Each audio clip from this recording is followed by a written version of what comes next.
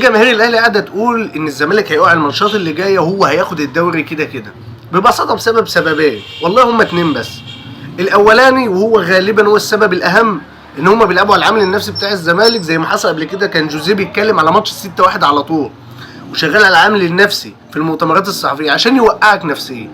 تاني حاجه، وده برضو سبب على فكره مهم ودي حقيقه انا هقولها، ان هما متعودين على كده بصراحه.